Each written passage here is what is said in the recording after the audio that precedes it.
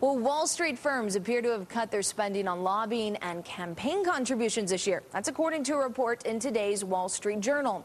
The move comes ahead of a clampdown by the Obama administration on lobbying. According to today's report, in the first 3 months of this year, the financial sector actually spent $105 million to lobby Congress and the government. Now, that's down 8% from the same period last year. Meantime, Wall Street companies made $19.9 million in political contributions in the first 3 months of the year. That is down a whopping 65% on the same period last year.